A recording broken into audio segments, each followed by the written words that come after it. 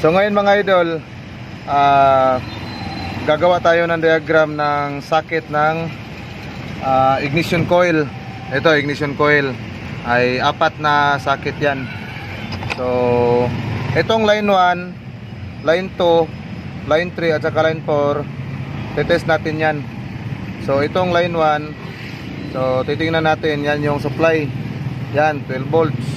Ito naman yung 3 volts, nanggagaling ito sa computer box, feed ng computer box yan, 3 volts lang. Ito naman ang signal ground, galing ng computer box din yan. Ito naman ang ground mismo. So para malaman natin kung ground mismo ito o ground dito sa may engine, test natin. Ito yung line 4, ito yung ground. So ito, test natin. Yan. So ito yung ground.